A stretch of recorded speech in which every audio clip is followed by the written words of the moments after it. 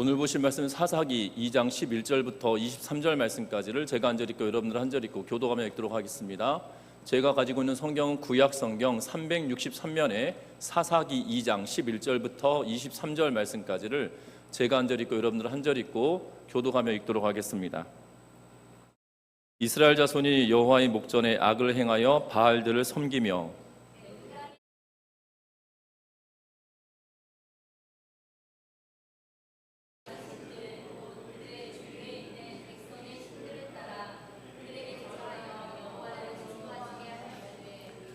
곧 그들이 여호와를 버리고 바알과 아스다롯을 섬겼으므로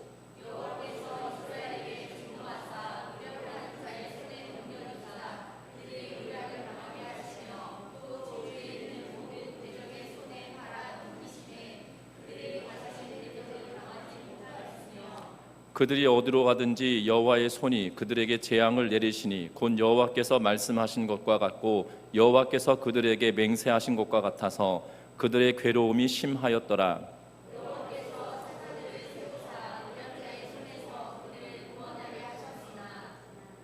그들이 그 사사들에게도 순종하지 아니하고 오히려 다른 신들을 따라가 음행하며 그들에게 절하고 여호와의 명령을 순종하던 그들의 조상들이 행하던 길에서 속히 치우쳐 떠나서 그와 같이 행하지 아니하였더라.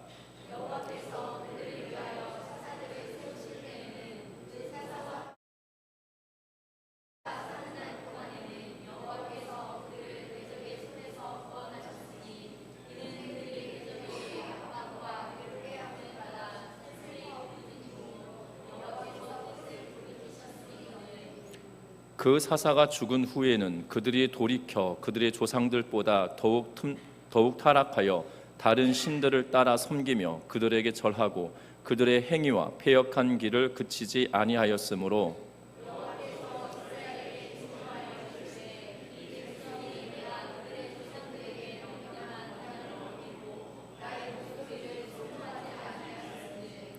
나도 여호수아가 죽을 때에 남겨둔 이방 민족들을 다시는 그들 앞에서 하나도 쫓아내지 아니하리니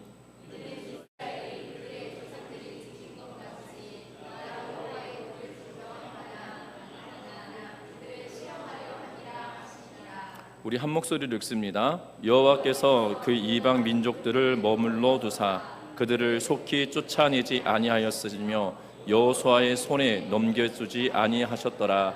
아멘. 우리 서로 인사 나누고 말씀 나눕니다. 사랑하고 축복합니다.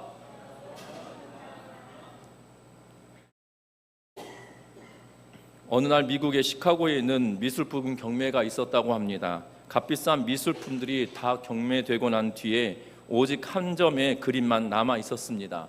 이름 모를 작가의 그림이었고 이것을 아무도 사려고 하는 사람이 없었습니다.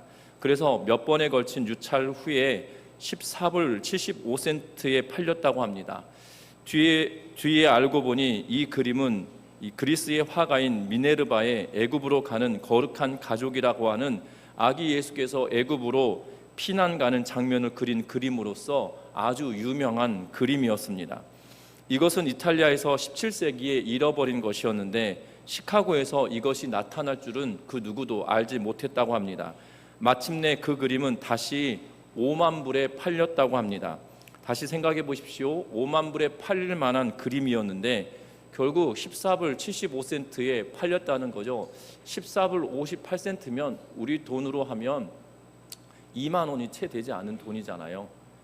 2만 원이 채 되지 않은 돈인데 결국 그 값에 팔렸던 것이 5만 불 그러면 어마어마한 가치에 있는 그림이죠. 제일 웃긴 것은 뭐냐면 이 그림을 14불 75센트에 팔았던 사람도 이 대단한 사람이고 그리고 14불 75센트에 샀던 사람도 대단한 사람 아니겠습니까? 왜냐하면 파는 사람도 그 가치를 몰라봤고 사려고 했던 사람들도 그 가치를 몰라봤고 더 놀라운 것은 이것이 유찰되어서 14불 75센트인데 그 경매하고 골동품이라고 불려진 것을 잘 안다고 여겼던 그 수많은 사람들이 그 가치를 발견해내지 못했다는 것이 참으로 우스운 일이 아니겠습니까? 어떻게 보면 우리들의 삶도 마찬가지가 아니겠나 싶습니다. 우리는 이 땅의 삶을 살아가면서 정말 가치 있는 일이 무엇인지 잘 알지 못할 때가 많습니다.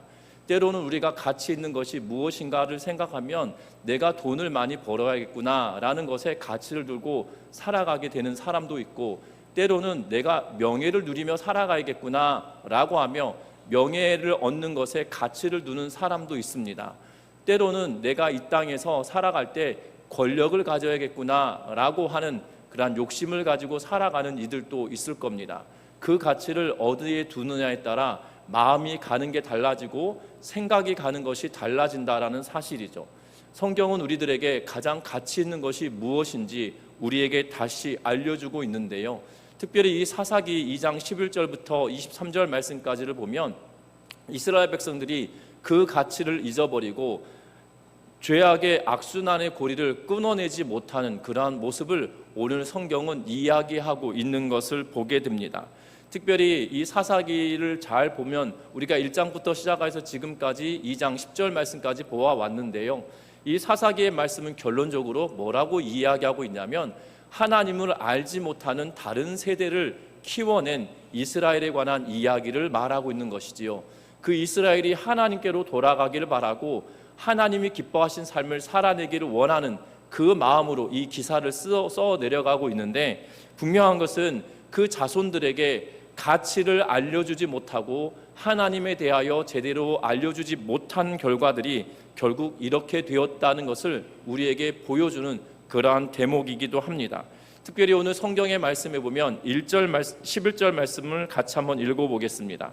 11절의 말씀을 같이 읽습니다. 이스라엘 자손이 여호와의 목전에 악을 행하여 바알들을 섬기며. 아멘. 오늘 성경의 말씀에 보면 이스라엘 자손이 여호와의 목전에서 악을 행하여 바알들을 섬기며 라고 성경은 기록합니다. 이스라엘 백성들은 하나님을 섬겨야 될 그러한 책임을 가진 이들입니다. 왜 그들이 하나님을 섬겨야 됩니까? 12절 말씀에 보니까 이렇게 말해요. 애굽 땅에서 그들을 인도하여 내신 그들의 조상들의 하나님 여호와를 버리고 다른 신들 곧 그들의 주위에 있는 백성들의 신들을 따라 그들에게 절하여 여호와를 진노하시게 하였으되 라고 이야기하고 있는 것을 보게 되죠. 이스라엘 백성들은 430년에 애굽에서 이집트에서 노예 생활을 하게 되는데, 이 430년에 이집트에서 생활하였던 기간 중 300년 이상을 노예로 살아가게 됩니다.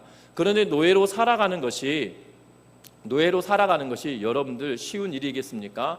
21세기를 살고 있는 우리들에게 염전 노예라고 하는 이 이야기들이 종종 방송에 나오는 거 보면 정말 어떻게 저렇게 사람이 살아갈 수 있을까? 사람을 어떻게 저렇게 모질게 다룰까라고 우리는 생각합니다. 그러면서 굉장히 안타깝게 여기죠.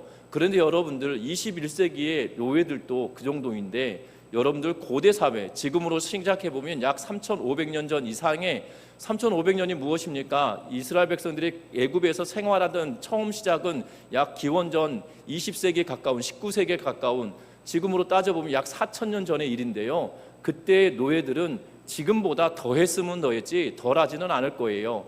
오죽 심하였으면 그들이 하나님께 부르짖음이 하나님이 들으시고 아브라함과 이삭과 야곱에게 약속하신 그 약속을 지키시기 위하여 이스라엘 백성들을 끌어내셨음을 성경은 이야기하고 있는 것을 보게 됩니다. 여러분들이 이스라엘 백성들이 고난 당할 때에 애굽에서 그 민족을 끌어내셔서 가나안 땅으로 옮겨주시고 그곳에서 나라를 세우게 해주셨다는 사실이에요. 여러분들 생각하면 대단히 놀랍지 않습니까? 그러면 이스라엘 백성들이 가나안 땅에 들어가서 40년의 광야길을 걷는 동안에 모세가 가나안 땅에 들어가면 이렇게 하며 지키며 순종하며 살아가라라는 사실을 40년 동안이나 가르쳐 왔어요. 그리고 40년 광야길을 걷는 동안에 가르치다가 때로는 그들이 교만하여지고 하나님께 불평불만을 하고 때로는 하나님께 도전하는 일들이 있어서 때로는 죽임을 당하기도 하고 병들기도 하고 어려움을 당하기도 하는 그러한 과정을 겪으면서 몸으로 체득되었던 일들이었다는 사실이에요. 그런데 그것을 그 하나님을 섬기는 일을 40년 동안 공부하였고 가나안 땅에 들어와서 한 세대가 지나가 버린 때쯤에 그 하나님에 대한 기억을 잊어버리고 하나님을 멀리하고 하나님을 버려버렸다라고 성경은 이야기하고 있다는 사실입니다. 여러분들 기억하셨으면 합니다. 하나님을 잊으면 안 되는 이들이 하나님을 잊어버렸기 때문에 하나님께서 그들에게 뭐라고 이야기하시냐면 진노하시게 하였으며 라고 하며 진노하시는 하나님에 대하여 말하고 있는 것을 보게 되죠. 이스라엘 백성들의 배역은, 이스라엘 백성들이 하나님을 버린 것은 결국 하나님의 진노하심을 불러오게 되었다라고 이야기하고 있는 것을 보게 됩니다. 특별히 14절 말씀에 보면 여호와께서 진노하사 노력하는 자의 손에 넘겨주사라고 기록합니다. 다시 말하면 이스라엘 백성들에게 가나안 땅의 거민들을 이스라엘 백성들에게 넘겨주셨다라는 표현들을 썼는데, 이제는 그 주체가 바뀌어서 가나안 땅 거민들에게, 다른 신들을 섬기는 이들에게, 자신들을 노력하는 이들에게 이스라엘 백성들을 내어주신 바 되었다라고 이야기하고 있는 것을 보게 되죠. 결국 이스라엘 백성들은 하나님께서 그들을 진노의 대상으로 삼으셨다는 거고, 그들을 하나님께서 팔아버렸다라는 표현으로 성경은 이야기합니다. 그래서 14절 하반절에 모든 대적의 손에 팔아넘기심에라고 이야기하고 있다는 거예요. 하나님께서 이스라엘 백성들을 그의 대적의 손에 넘겨주시고 팔아넘기신 이유는 다른 것이 아니었다는 겁니다. 하나님을 멀리하고 하나님만 섬기라고 했음에도 불구하고 다른 신을, 그 이웃의 신들을 섬기며 하나님을 배역하고 하나님을 멀리하는 그러한 일들로 말미암아 자초되어진 일이었다는 사실이에요. 하나님은 그런데 진노하시는 하나님으로만 그치는 것이 아닙니다. 하나님은 이스라엘 백성들에게 하나님은 그 사랑하심과 긍휼하심을 끊임없이 말씀하고 계시는 것을 보게 됩니다. 우리 16절 말씀을 같이 한번 읽어봅니다. 16절의 말씀입니다. 여호와께서 사사들을 세우사 손에서 그들을 구원하게 하셨으나. 아멘. 오늘 성경의 말씀에 보면 여호와께서 이스라엘 백성들을 향한 사랑과 긍휼과 인애가 얼마나 컸는지, 하나님을 배역하고 하나님을 배반하고 떠나서 다른 신을 섬겼던 그들에게 하나님은 이 진노하셔서 다른 백성들이 그들을 침략하게 하고 노략하게 하고 팔아넘기셨다라고 말씀하고 있음에도 불구하고 뭐라고 이야기하시냐면 사사들을 세우사 노략자의 손에서 그들을 구원하게 하셨다라고 이야기하고 있어요. 오늘 이 16절 말씀에는 이 사사기 전체에 대한 내용들을 축약해 놓고 있는데요. 그 전체에 대한 내용이 뭐냐면 이스라엘 백성들이 하나님께로 돌아오는 사건, 그리고 사사들을 세우는 사건, 또한 사사들로 말미암아 하나님께서 그들에게 구원을 베푸시는 사건, 그리고 평안해졌을 때 하나님을 다시 떠나는 배역하는 사건이 계속 순환적으로 되어지는 내용들인데요. 특별히 오늘 성경에 보니까 사사를 세우셨다, 그들을 돌보셨다 라고 말씀하시는 것을 보게 된다는 겁니다. 하나님은 진노하심에도 불구하고 그들을 버리지 않으셨다는 사실이에요. 하박국 선지자는 그의 책에 뭐라고 기록하고 있냐면 진노 중에라도 긍휼을 베풀어 주십시오 라고 이야기하며 말씀하고 있는 것을 보게 되죠. 하나님은 이스라엘 백성들에게 구원의 은혜를 주시며 사사들을 통하여 그들을 구원시키시는 긍휼하신 하나님을 끊임없이 보여주시고 나타내 주셨음에도 불구하고 이스라엘 백성들의 삶은 어떠하냐? 오늘 17절 말씀 같이 한번 읽어봅니다. 17절 말씀을 같이 읽습니다. 그들이 그 사사들에게도 순종하지 아니하고 오히려 다른 신들을 따라가 음행하며 그들에게 절하고 여호와의 명령을 순종한 그들의 조상들이 행하던 길에서 속히 치우쳐 떠나서 그와 같이 행하지 아니하였더라. 아멘. 뭐라고 이야기합니까? 하나님께서 긍휼을 베풀어 주셔서 사사들을 세워주셨습니다. 그들에게 구원을 베풀어 주셨습니다. 그러면 어떠실 것 같으세요? 어떠실 것 같으세요? 사사들에게 순종하고 그 길을 따라가야겠구나, 하나님이 사사들을 통하여서 우리를 구원해 주셨으면 우리가 하나님께서 원하시는 길을 따라 살아가야겠구나 라고 생각하면 참 좋겠으나 뭐라고 이야기합니까? 사사들에게까지도 이제 순종하지 않았다라고 이야기합니다. 바른 길을 가라고 이야기하는 사사들, 여러분들 사사라는 표현은 누구에게 가르침을 받았다라는 의미의 사사가 아닙니다. 사사는 이 판단자, 다시 말하면 재판관을 이야기하고 그리고 이스라엘 백성들의 지도자들을 의미하고 있어요. 그래서 이들이 재판관의 의미로 받아들여지는 것이 사사기거든요. 그런데 재판하고 바른 길로 가르치는 그들의 말에 순종하지 않고 바르지 않은 길을 선택하고 하나님께서 기뻐하지 않은 길을 선택하며 그 길이 옳다라고 여기며 살아가는 삶을 살아가고 있다는 겁니다. 분명한 것은 하나님께서 이스라엘 백성들에게 끊임없이 사사를 보내시면서 그냥 한 번만 보내신 것이 아니었다는 거예요. 18절 말씀에 보니까 같이 읽습니다. 여호와께서 그들을 위하여 사사들을 세우실 때에는 그 사사와 함께 하셨고 그 사사가 사는 날 동안에는 여호와께서 그들을 대적의 손에서 구원하셨으니 이는 그들이 대적에게 압박과 괴롭게 함을 받아 슬피 부르짖음으로 여호와께서 뜻을 돌이키셨거늘. 아멘. 오늘 성경에 보니까 사사들을 보내셨다라고 이야기하고 그 사사들과 함께 하나님이 함께 하셨다라고 이야기를 하고 사사들이 사는 날 동안에는 그들을 대적의 손에서 구원하셨다라고 말합니다. 끊임없이 사사들이 나타났다는 것은 사사 한 명이 나타나고 끝난 것이 아니라 계속 사사들이 나왔다라는 의미인데 결국 뭡니까? 19절 중반에 보면 그들의 조상들보다 더욱 타락하여 다른 신들을 따라 섬기며 그들에게 절하고 그들의 행위와 패역한 길을 그치지 아니하였으며. 이스라엘 백성들이 결국 돌아온 것은 하나님이 사사들을 통하여 긍휼을 베풀어 주시고 구원을 베풀어 주셨지만 결국 이스라엘 백성들의 행태는 결국 더 악한 길로만 가게 되었다라고 말하고 있는 것을 보게 된다는 사실입니다. 여러분들, 하나님께서 그들의 소리를 들으시고 응답하시고 그들의 괴로움을 헤아리시며 사사들을 보내셔서 구원을 시키셨지만 결국 그들이 어떻게 되었다고 말합니까? 이전보다 더 타락한 길을 걸어가며 이방신을 더 타락한 길로 섬기고 있음을 말하고 있다라는 사실이에요. 저와 여러분들은 어떠하십니까? 우리가 이 땅의 삶을 살아갈 때 하나님만 섬기며 살아가야 된다라고 이야기하지만 하나님을 섬기는 것에 대한 가치를 잊어버리고 살아갈 때가 참으로 많다는 거죠. 진짜 가치가 무엇인지 우리는 헤아리지 못하고 믿음의 길을 걸어가야 될 우리들은 믿음의 길보다 믿지 않는 길을 선택하며 살아가기를 더 즐겨할 때도 있는 것을 보게 된다는 겁니다.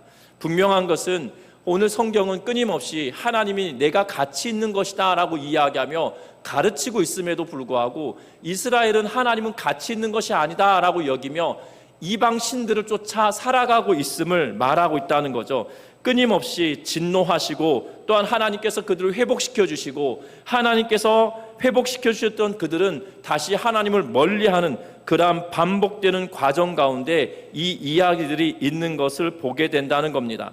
그러면서 어떠한 일들이 벌어집니까? 결국 여호수아 시대 이후로 남겨두었던 이들이 그들을 대적하고 노략하며 고통을 주는 그러한 씨앗으로 남겨지게 되었음을 21절부터 시작하여서 23절 말씀까지 이야기를 하고 있다라는 사실이에요.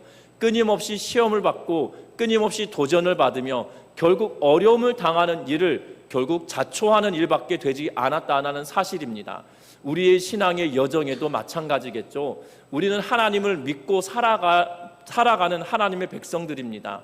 그래서 우리가 하나님을 알고 하나님을 믿기에 주의 전에 모여서 예배하는 것 아니겠습니까? 때로는 우리의 믿음이 연약하여서 하나님을 잘 알지 못한다 할지라도 우리가 이곳에 와서 예배를 하는 이유는 하나님을 알고자 원하는 그런 마음 때문일 텐데요.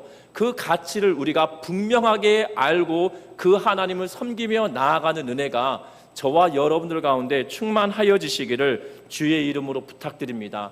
왜냐하면 하나님은 우리의 아버지이시고 우리의 목자 되신 분이시기 때문이라는 거예요. 그래서 세상에 가장 가치 있는 것을 선택한다라면 하나님을 선택하며 살아가는 우리 모두가 되시기를 주의 이름으로 부탁드립니다. 여러분들, 이 사사기를 보면서 우리가 기억할 것이 있어요. 왜 이런 세대가 되었을까라는 것이에요. 분명한 것은 자녀를 양육하고 또한 다음 세대에게 신앙을 전수하라고 분명히 말씀하셨음에도 불구하고 그것이 제대로 되지 않았던 이스라엘 백성들의 모습이 이 결과를 낳게 되었다라는 사실이죠.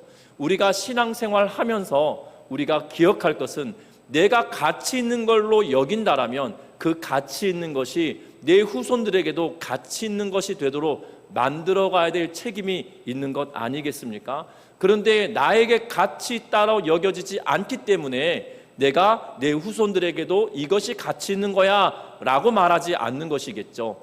여러분들 기억할 것은 하나님이 내 삶에 가치가 있는 분이다고 확신한다라면 나만 그것을 가치 있다고 여길 것이 아니라 다른 이들에게도 가치 있게 나누며 살아내는 믿음의 백성들 되시기를 주의 이름으로 부탁드립니다.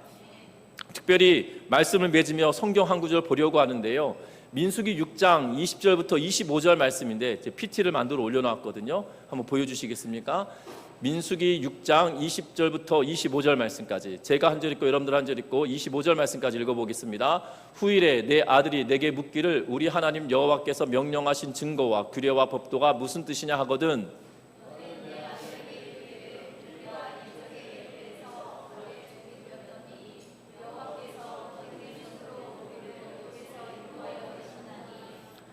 곧 여호와께서 우리의 목전에서 크고 두려운 이적과 기사를 애굽과 바로와 그 온 집에 베푸시고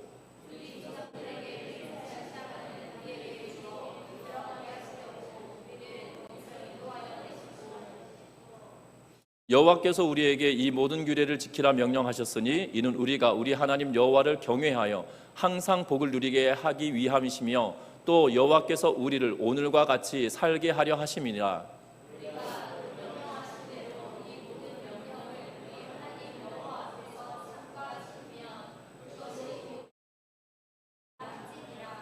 아멘. 우리가 가치 있는 것이라고 여긴 것들을 가치 있게 나눌 수 있는 방법은 다른 것이 아니다라고 신명기는 이야기하고 있는 것을 보게 되죠. 특별히 이 신명기 6장은 우리가 잘 알고 있는 쉐마라고 불려지는 이스라엘아 들으라 라는 말씀이 기록되어져 있는 그러한 내용 가운데 하나입니다. 특별히 우리는 가르치라라는 말씀을 보면 무엇에 대하여 이야기하고 있냐면 오늘 20절에 이렇게 말합니다. 후일에 내 아들이 너에게 묻거든 이라는 거예요. 믿음으로 삶을 살아가고 있을 때, 내가 이것이 가치 있다고 여기며 살아가고 있을 때 자녀들이 나에게 묻는다는 거죠. 너에게 물을 때에 뭐라고 이야기하냐면, 하나님께서 여호와의 증거와 규례와 법도가 왜 이것이 무엇이냐라고 묻는다라면 뭐라고 가르치라고 이야기하냐면, 애굽에서 바로의 종되었던 우리를 이끌어내신 분이시다라는 거예요. 왜 바로의 종되었던 우리를 이끌어내셨습니까? 하나님의 약속이 이루어진 것이거든요. 아브라함과 이삭과 야곱에게 약속하신 것이다라고 하면서 신명기 6장 10절에서 이야기하시고, 그 약속의 성취로 20절에서 이야기하는 것이 바로 하나님께서 바로의 손에서 우리를 구원하여 내신 것이다 라고 하며 말하고 있다라는 사실입니다.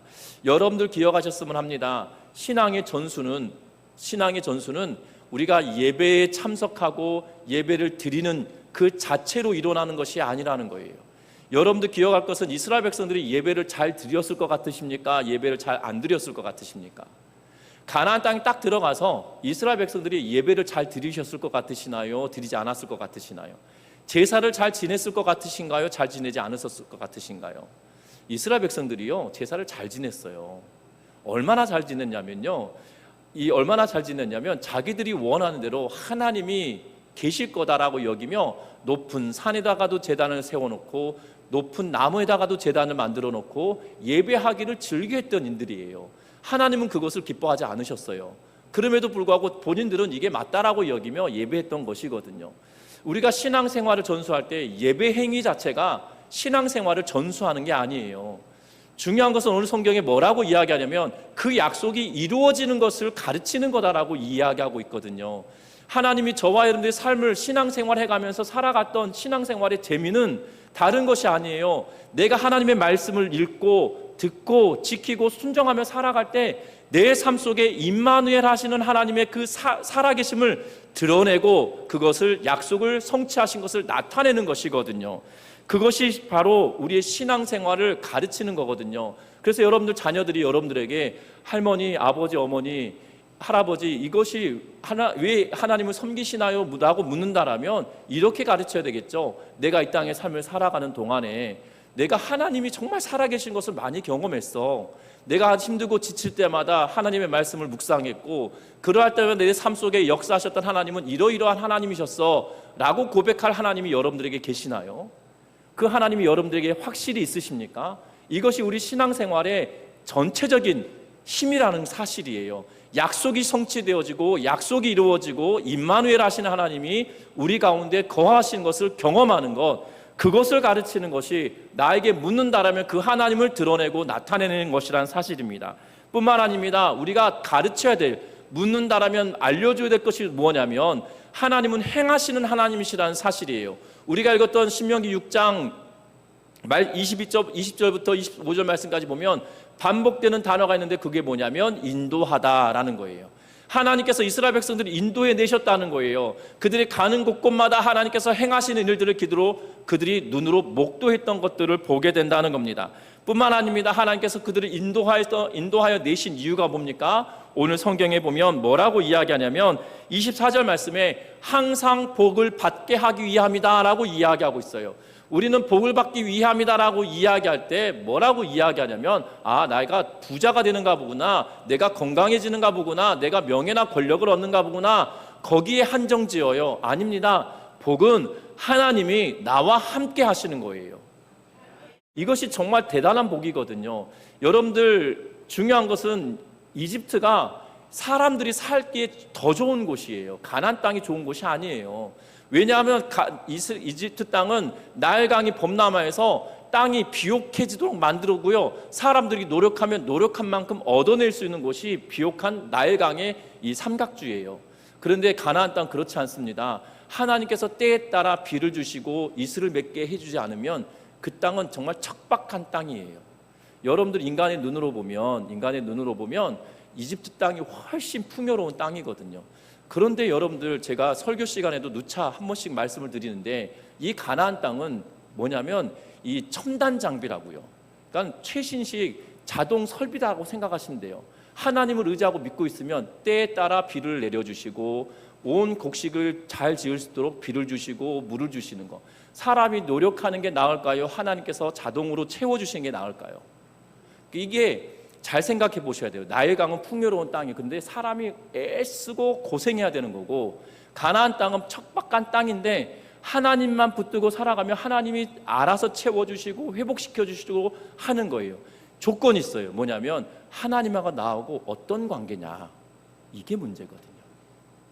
하나님과의 관계, 임마누엘 하시는 하나님을 경험하면 하나님이 나와 함께 하심으로 인하여 그것이 복이다라는 사실이에요. 뿐만 아닙니다. 그래서 뭐라고 이야기하냐면 24절에 여호와께서 우리를 오늘과 같이 살려 하심이라 라고 이야기하면서 복 주시는 것은 우리와 함께 살고 계시는 것, 이것이 하나님의 은혜다라고 이야기하고 있다는 거예요. 이것을 저와 여러분들이 전수하며 살아가는 은혜가 있기를 주의 이름으로 부탁드립니다. 특별히 이번 명절이 되면 사실 우리 금요기도에도 가정에서 드려주십시오. 주일 오후 예배도 가정에서 드려주십시오. 새벽 기도에도 여러분들 가정에서 드려주십시오 라고 이야기를 드렸어요. 그러면 오늘 교회 안 가도 되는구나, 이것이 아니고요.